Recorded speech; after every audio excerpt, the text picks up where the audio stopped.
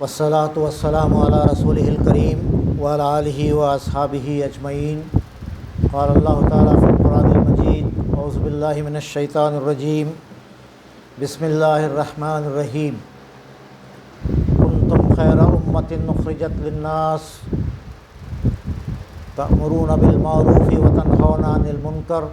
وتؤمنون بالله ولو آمن أهل الكتاب لكان خيرا لهم منهم المؤمنون وأكثرهم الفاسقون. اما بعد. بحث پر تشریف فرما ایٹا کے مختلف سطح کے ذمہ داران، نیشنل اور اسٹیٹ لیول، اور یہاں اس انتہائی اہم ورکشاپ میں تشریف لائے ہوئے تمام ہی مختلف ریاستوں کے ڈیلیگیٹ حضرات اور خواتین، خوشی و مسرت ہے کہ آپ کے اس ورکشاپ میں شرکت کا موقع مل رہا ہے، اور مجھ سے کہا گیا کہ 25 منٹ کی یہاں تذکیر آپ کے سامنے پیش کی جائے، اور تذکیر کے لیے آیت کا انتخاب بھی آپ ہی کی جانب سے ہوا ہے۔ سورہ آل عمران کی وہ مشہور آیت جو میں نے ابھی آپ کے سامنے تلاوت کی، اس کے سلسلے میں چند باتیں یاد دہانی کے طور پر آپ سبھی حضرات اس سے واقف ہیں، اور یہ وہ مشہور آیات ہیں جو ہمارے ممبر و محراب سے ہمارے نشستوں، محفلوں، اجتماعات میں بار بار اس کا ذکر ہوتا ہے۔ چنانچہ اس کا مفہوم آپ حضرات جانتے ہی ہیں۔ چند باتیں تذکیر کے طور پر، یاد دہانی کے طور پر میں آپ کے سامنے عرض کرنے کے لیے کھڑا ہوا ہوں۔ یہ وہ مشہور آیت ہے قرآن کی جس میں امت مسلمہ کے حیثیت اور مقصد وجود کے سلسلے میں نہایت اہم روشنی اس میں ڈالی گئی ہے۔ امت مسلمہ اپنا ایک خصوصی مقام رکھتی ہے، امتیاز رکھتی ہے، اور ایک اونچی حیثیت کی مالک ہے۔ قرآن نے اس آیت میں بھی اور جا بجا قرآن میں اس کا ذکر ہمیں ملتا ہے۔ امت کا ایک حصہ ہونا ہمارے لیے فضل اور شرف اور اطمینان کا ایک باعث ہے۔ یہ وہ مقام ہے خیر امہ ہونے کا، امت وسط ہونے کا، داعی اللہ ہونے کا، حزب اللہ ہونے کا، جس کا قرآن میں تفصیل کے ساتھ ذکر بھی کیا گیا ہے۔ اور یہ انسانوں کی قیادت کا، رہنمائی کا وہ مقام ہے جس کی فضیلت کے سلسلے میں بنی اسرائیل کے ائمہ تک رشک کیا کرتے تھے کہ اس امت کے افراد کی ان کا جو مقام ہے، ان کا جو مرتبہ ہے، اس کے سلسلے میں اسے اندازہ کیا جا سکتا ہے۔ جہاں اس امت کے فرد ہونے کی حیثیت سے، آپ صلی اللہ علیہ وسلم کے امتی ہونے کی حیثیت سے ہمارے لیے یہ اعزاز کی اور ایک امتیاز کی بات ہے، وہیں یہ ایک ذمہ داری بھی ہے، اپنے ساتھ کچھ تقاضے بھی ساتھ لاتی ہے۔ اس کا ایک اونچا شرف اور مقام ہے اور انعام ہے، اور اگر اپنی ذمہ داری کو اگر ہم ادا نہ کریں یا اس سلسلے میں غفلت کا شکار ہوں تو اس کا خمیازہ بھی اور اس کی سزا بھی اتنی ہی سخت ہو سکتی ہے۔ یہ جیسا کہ کسی کمپنی کا CEO ہوتا ہے، چیف ایگزیکٹو آفیسر ہوتا ہے، تو وہ اپنے دیگر امپلائیز کے مقابلے میں اس کا ایک ممتاز مقام ہے۔ اس کے پرکس بھی، اس کی سیلری بھی، اس کے پریویلیجز بھی دوسروں کے مقابلے میں زیادہ ہوتے ہیں، اور ایک نمایاں مقام اس کا ہوتا ہے۔ اسی طرح اگر وہ اپنی ذمہ داری نہیں نبھاتا ہو تو اس کی رسپانسبلٹی بھی، آنسریبلٹی بھی جو ہے زیادہ شدید ہوتی ہے۔ یہ امت وسط ہونے، خیر امہ ہونے، اور یہاں جیسا کہ کہا گیا کنتم خیر امۃ اخرجت للناس، اللہ تعالیٰ فرما رہا ہے کہ تمہیں خیر امہ بنایا گیا، اسی طرح تمہیں خیر امہ بنایا گیا ہے، اور تمہیں تمام انسانوں کے لیے اخرجت للناس، ایک الگ حیثیت، تمام دوسرے اقوام اور انسانوں سے الگ ہماری حیثیت کو متعین کرتے ہوئے تمام دوسرے انسانوں کے لیے ہمیں نکالا گیا ہے، برپا کیا گیا ہے، ان کی اصلاح اور ہدایت کے لیے ہمیں مقرر کیا گیا ہے، اس بات کا اعلان کیا جا رہا ہے۔ اسی مقام پر آپ صلی اللہ علیہ وسلم کے تشریف لانے سے پہلے بنی اسرائیل اسی مقام پر فائز تھے،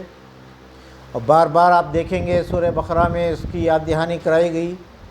ان پر تبصرہ کرتے ہوئے کہا گیا کہ یا بنی اسرائیل اذکروا نعمتی التی انعمت علیکم وانی فضلتکم علی العالمین، اے بنی اسرائیل یاد کرو اس نعمت کو جو اللہ تعالیٰ نے تمہیں عطا کی تھی، یہی امامت اور سیادت کی نعمت، اور تمہیں تمام دنیا والوں پر فضیلت بخشی تھی، اور اس ذمہ داری کو ادا کرنے کے سلسلے میں ان کو بار بار متوجہ کیا گیا تھا، اور اس ذمہ داری کی عدم ادائیگی پر یا اس کے تقاضوں کو پورا نہ کرنے پر جو انجام اس کا ہوا وہ بھی ہمارے سامنے بیان کیا گیا سبق کے طور پر اور عبرت حاصل کرنے کے لیے۔ یہ بات بھی سورہ بقرہ ہی میں آتی ہے کہ ضربت علیہم الذلۃ والمسکنہ وباؤوا بغضب من اللہ،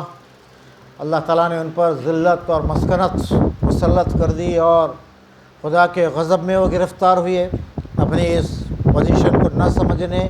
اور اس کی ذمہ داریوں کو ادا نہ کرنے کے نتیجے میں۔ چنانچہ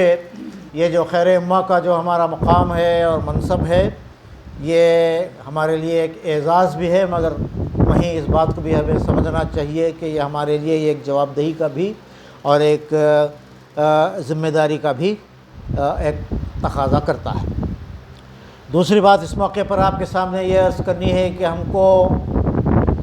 ایک امت کی حیثیت سے تعارف کرایا جا رہا ہے۔ مسلمان کوئی قوم ہے، کوئی قبیلہ ہے، کوئی نسلی گروہ ہیں، کوئی جیوگرافک اینٹیٹی ہیں، کوئی اقلیت ہیں، اور کوئی پچھڑی ہوئی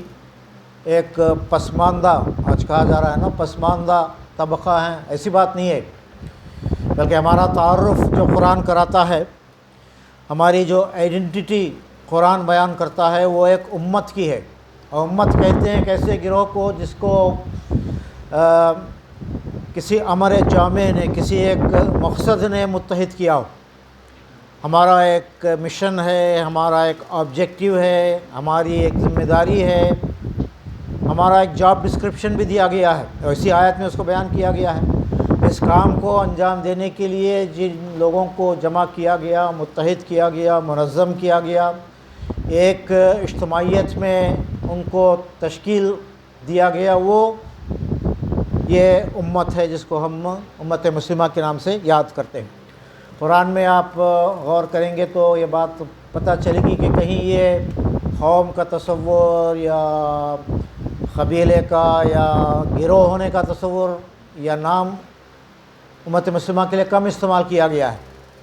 زیادہ الفاظ جو ملتے ہیں وہ قرآن و حدیث میں امت کے اور جماعت کے اور حزب کے یہ الفاظ استعمال کیے گئے۔ اس سے بھی اندازہ ہوتا ہے کہ ہماری تشکیل اور ہماری خاصیت اور ہماری خصوصیت کیا ہے۔ تیسری بات یہ بھی اس سے معلوم ہوتی ہے کہ امت مسلمہ کو ایک مضبوط اجتماعیت کے طور پر دیکھا گیا ہے۔ ہم منتشر رہیں، فرد فرد کی شکل میں رہیں، انفرادی طور پر اپنے مقاصد میں کھوئے رہیں، یہ مطلوب نہیں ہے، بلکہ ہماری ایک اجتماعی حیثیت اور ہم کو جوڑنے والی چیز اللہ کی کتاب وَاعْتَصِمُوا بِحَبْلِ اللَّهِ جَمِيعًا، یہ آیات بھی اسی سے پہلے، اس آیت کے پہلے آتے ہیں، جس میں امت مسلمہ کو باہم متحد رہنے، متفق رہنے، ایک جان ہونے اور اللہ کی رسی اور اللہ کی کتاب ہماری وہ قوت ہے، وہ حبل اللہ ہے، وہ رسی ہے اللہ تعالیٰ کی طرف سے تانی ہوئی، جس کو تھام کر ہم ایک اجتماعیت بنتے ہیں، ایک مضبوط اتحاد اور اتفاق ہمارے درمیان قائم ہوتا ہے۔ اور یہ دوسرے قومیتوں سے اس کا کوئی موازنہ نہیں کیا جا سکتا۔ اپنی ملت پر قیاس اقوام مغرب سے نہ کر، خاص ہے ترکیب میں قوم رسول ہاشمی، اس کی ترکیب خاص ہے، اس کی ترتیب کا طریقہ الگ ہے، اور ملتوں اور اقوام کے مقابلے میں امت مسلمہ کی اپنی ایک نرالی شان اور نرالی اس کی ترکیب ہے۔ امت مسلمہ کو کیا کام انجام دینا چاہیے، اس کا ذکر اس آیت کے اگلے فقرے میں ہے۔ کنتم خیر امۃ اخرجت للناس تأمرون بالمعروف وتنہون عن المنکر وتؤمنون باللہ۔ ایک 3 پوائنٹ فارمولہ یہاں دیا جا رہا ہے جو ہمارے جاب ڈسکرپشن کے طور پر یہاں اس کو دیکھا جا سکتا ہے۔ ملت کو کیا کام انجام دینا ہے؟ وہ معروف استعارہ جو قرآن میں ایک نے کئی جگہ مشتمل ہے، کم از کم 9 مقامات ہیں قرآن میں جہاں یہ لفظ استعمال کیا گیا، یہ اصطلاح آتی ہے امر بالمعروف و نہی عن المنکر کی، اس کا یہاں ذکر کیا جا رہا ہے۔ تو امت مسلمہ کا کام یہ ہے کہ وہ معروف کی، بھلائی کی، نیکی کی تلقین کرے، اس کا حکم دے، اور نہی عن المنکر یعنی برائی سے، بدی سے روکے، اس کا انسداد کا، ازالے کا اہتمام کرے، اور تؤمنون باللہ، اللہ تعالیٰ پر مضبوط ایمان رکھے، اپنے اعتقاد میں، اپنے عمل میں اللہ تعالیٰ پر مضبوط ایمان کا ترجمانی اس کی زندگی سے ہونا چاہیے۔ یہ بات اتنی اہم ہے کہ خود اسی صورت میں سورہ آل عمران کی آیات ہیں، اسی صورت میں 3 جگہ اس کو استعمال کیا گیا۔ اسی سلسلے آیات میں وَلْتَكُن مِّنكُمْ أُمَّةٌ يَدْعُونَ إِلَى الْخَيْرِ وَيَأْمُرُونَ بِالْمَعْرُوفِ وَيَنْهَوْنَ عَنِ الْمُنكَرِ کہا گیا۔ تمہیں ضرور ایک ایسا گروہ ہونا چاہیے جو خیر کی طرف دعوت دے، معروف کا حکم کرے اور منکر سے روکے، وَأُولَٰئِكَ هُمُ الْمُفْلِحُونَ، یہی لوگ فلاح یاب ہونے والے ہیں۔ اور اس آیت کے بعد 2 آیتیں ہوتی ہیں، پھر اس کے بعد بنی اسرائیل کا ذکر جہاں کیا گیا ہے وہاں مزید یہ آیت آتی ہے لیسوا سواء، یعنی تمام بنی اسرائیل ان پر اللہ تعالیٰ کی جو آفتیں اور عذاب نازل ہوا اس کا ذکر کیا گیا۔ پھر کہا گیا کہ لیسوا سواء، تمام بنی اسرائیل ایک طرح کے نہیں ہیں۔ من اہل الکتاب امۃ قائمۃ یتلون آیات اللہ، ان میں ایسے لوگ بھی ہیں جو اللہ کی آیات کا رات کے اوقات میں تلاوت کرتے ہیں، سجدہ بجا لاتے ہیں، یؤمنون باللہ والیوم الآخر، اللہ اور آخرت پر ایمان رکھتے ہیں۔ اور پھر یہ بات آتی ہے یأمرون بالمعروف وینہون عن المنکر ویسارعون فی الخیرات اولئک من الصالحین، یہ معروف کا حکم دیتے ہیں، منکر سے روکتے ہیں اور بھلائی کے کاموں میں سبقت لے جانے والے ہیں، یہی لوگ اصل میں صالحین میں سے ہیں۔ تو 3 مرتبہ سورہ آل عمران میں، پھر آپ دیکھتے ہیں کہ سورہ توبہ میں بھی یہ بات دہرائی گئی، والمؤمنون والمؤمنات بعضهم اولیاء بعض، مومن مرد اور مومن عورتیں ایک دوسرے کے اولیاء اور رفیق ہیں، اور کیا کام کرتے ہیں؟ یأمرون بالمعروف وینہون عن المنکر ویقیمون الصلاۃ ویؤتون الزکاۃ ویطیعون اللہ ورسولہ۔ ان کے صفات بیان کیے گئے کہ وہ معروف کا حکم دینے والے، منکر سے روکنے والے، نماز قائم کرنے والے، زکوٰۃ ادا کرنے والے، اور اللہ اور رسول کی اطاعت بجا لانے والے۔ پھر اسی سورہ توبہ میں آگے اہل ایمان کی صفات کا ذکر کرتے ہوئے التائبون العابدون الحامدون السائحون الراکعون، اور پھر کہا گیا والآمرون بالمعروف والناہون عن المنکر، یعنی اہل ایمان وہ ہیں جو بار بار توبہ کرنے والے، اللہ تعالیٰ کی عبادت بجا لانے والے، اس کے حمد، اس کے تعریف کے گن گانے والے، اس کے راہ میں سفر کرنے والے، سجدہ اور رکوع بجا لانے والے، اور پھر امر بالمعروف و نہی عن المنکر کا فریضہ انجام دینے والے،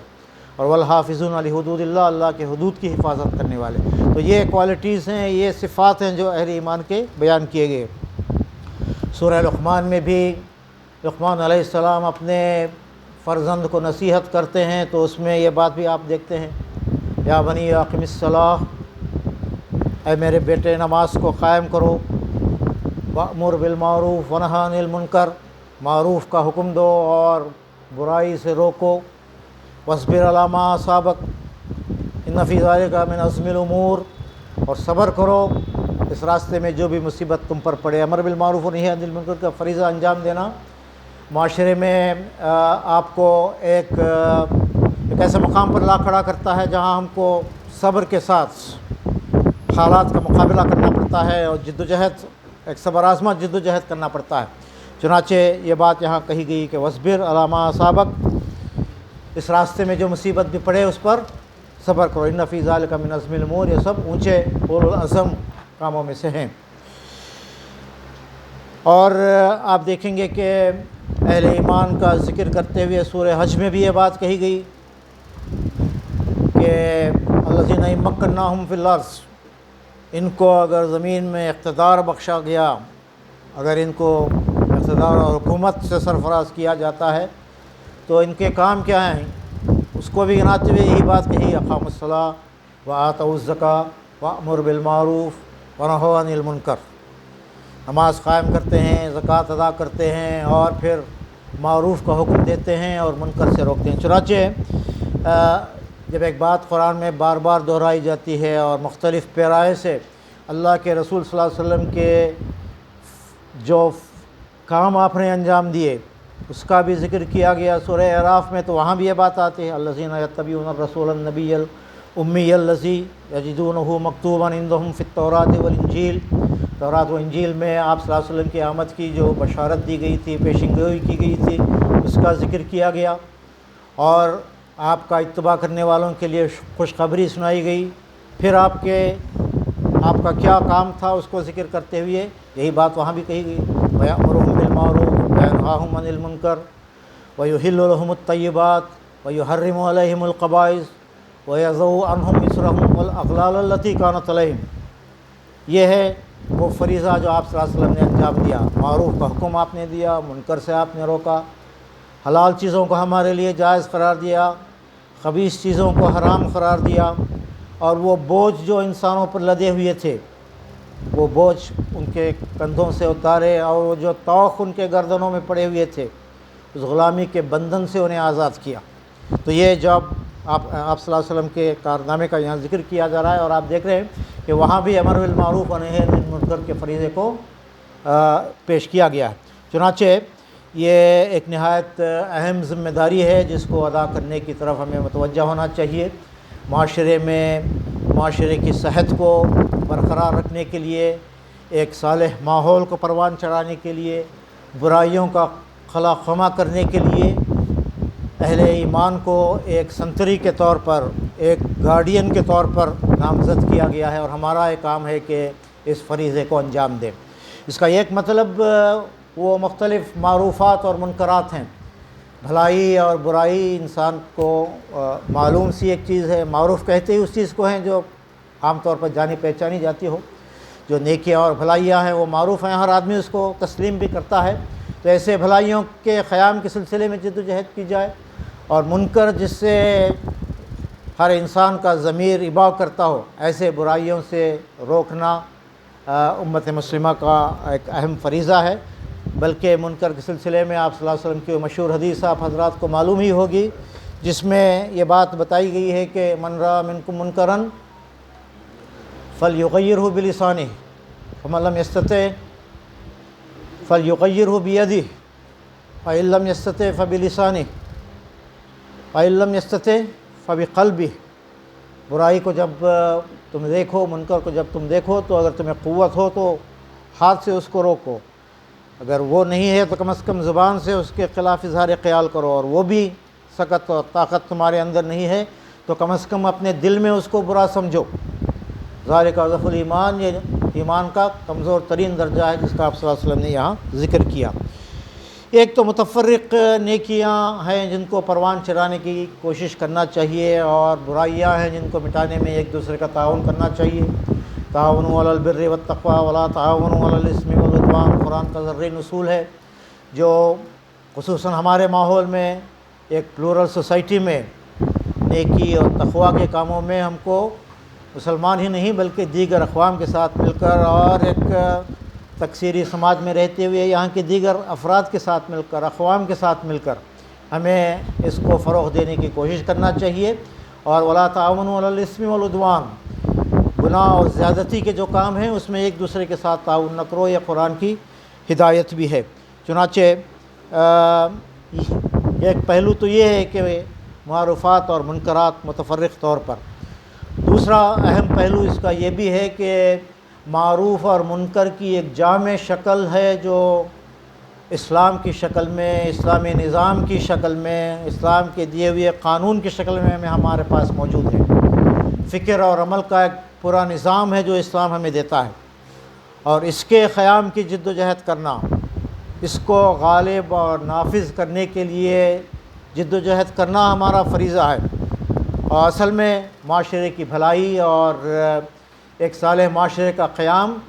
اس پورے کام کو انجام دینے پر منحصر ہے۔ یہ کام ہم انجام دیں گے، اسلام کی تبلیغ و اشاعت کا کام ہو، حق کے غلبے کی جد و جہد ہو، اس کو آپ انجام دیں گے تو صحیح معنوں میں امر بالمعروف و نہی عن المنکر کا فریضہ بھی پوری طریقے سے انجام پائے گا۔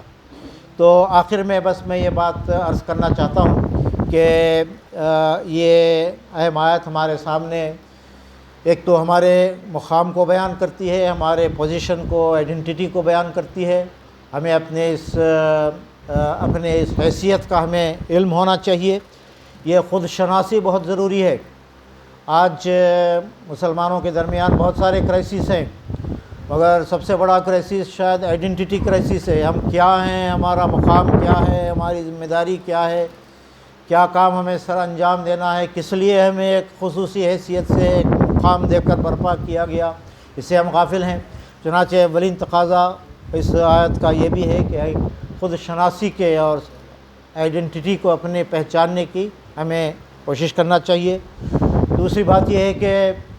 اس کام کو انجام دینے کے لیے ہمیں اپنے آپ کو سائز اپ کرنا چاہیے۔ جو کام ہمارا ہے اور جو جاب آپ کو انجام دینا ہے اس کے مطابق آپ کو بننا ہے نا۔ آپ کی سوچ محدود ہو، آپ کا زاویہ نگاہ بہت مختصر اور محدود ہو، آپ کا ہورائزن لارج نہ ہو، تو ظاہر بات ہے کہ آپ بڑے کام انجام نہیں دے سکتے۔ یہاں جس کام کا ذکر کیا جا رہا ہے وہ قیادت کا، فرما روائی کا، سیادت کا، قوموں کی امامت کا کام ہے۔ چنانچہ اس کے مطابق اپنے آپ کو بنانا چاہیے، اپنا حوصلہ بھی بلند کرنا چاہیے، اپنے نقطہ نظر کو بھی وسیع کرنا چاہیے، اپنے ہورائزن کو بھی انلارج کرنا چاہیے۔ دوسرے معنوں میں اپنے آپ کو سائز اپ کرنا چاہیے جس جاب کے لیے آپ کو پیدا کیا گیا ہے، تو اس کی بھی ضرورت ہے۔ تیسری بات یہ ہے کہ ہمارے اپنے اس مشن اور آبجیکٹیو کا شعور ہمارے اندر پیدا ہونا ہے۔ بہت سے کام ہم کریں اور ہمارے اس مشن کے سلسلے میں وہ مددگار نہ ہوں تو ظاہر بات ہے کہ متفرق چیزیں تو ہو سکتی ہیں، مگر اس لارجر آبجیکٹیو کو حاصل کرنے کے لیے وہ مددگار نہیں ہو سکتی ہیں۔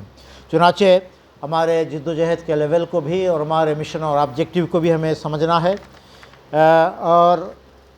آخری دو باتیں یہ کہ اس کام کو انجام دینے کے لیے، اس فریضے کو انجام دینے کے لیے ہمیں ایک زبردست اجتماعیت اپنے آپ کو بنانا ہے۔ یہ ایک اجتماعی فریضہ ہے، اور اجتماعی طاقت فراہم کیے بغیر اور اپنے آپ کو متحد اور منظم کیے بغیر ہم کوئی بڑا کارنامہ انجام نہیں دے سکتے۔ آپ کی یہ تنظیم بھی